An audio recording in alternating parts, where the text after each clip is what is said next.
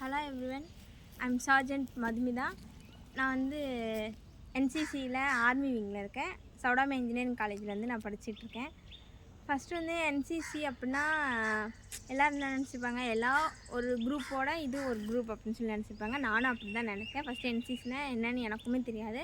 ஆனால் என்சிசி வந்ததுக்கப்புறம் என்சிசினா இவ்வளோ இருக்கா அப்படின்னு சொல்லிட்டு நம்மளே வந்து நிறையா லேர்ன் பண்ணிக்கலாம். இப்போ வந்து ஒரு லீடர்ஷிப் குவாலிட்டி வந்து உங்களுக்கு வந்து இம்ப்ரூவ் ஆகும். செல்ஃப் கான்ஃபிடென்ஸ் வந்து இம்ப்ரூவ் ஆகும். நம்ம வந்து கேம்ப்லாம் போயிருக்கவே மாட்டோம். ஆனால் கேம்ப் போய் அங்கே இருக்க எக்ஸ்பீரியன்ஸ்லாம் வந்து நமக்கு கிடைக்கும். அது மாதிரி நிறையா கேம்ப் போகணுன்னு நமக்கு தோணும். இதில் வந்து 3 டிவிஷன்ஸ் இருக்குது: ஆர்மி, நேவி, ஏர்ஃபோர்ஸ்.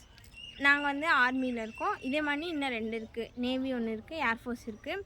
என்சிசியில் வந்து 2 சர்டிஃபிகேட்டு.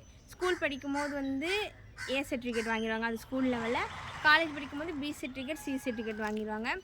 இந்த மாதிரி பி சர்டிஃபிகேட், சி சர்டிஃபிகேட் வச்சுருக்கனால நம்ம வந்து டிஃபென்ஸ் சைடு ஆஃபீஸரோ இந்த மாதிரி போகிறதுக்கு வந்து நமக்கு வந்து ரொம்ப ஹெல்ப்ஃபுல்லாக இருக்கும். அது மாதிரி நிறையா வந்து என்சிசியில் வந்து நம்ம தெரிஞ்சுக்கலாம். தேங்க்யூ.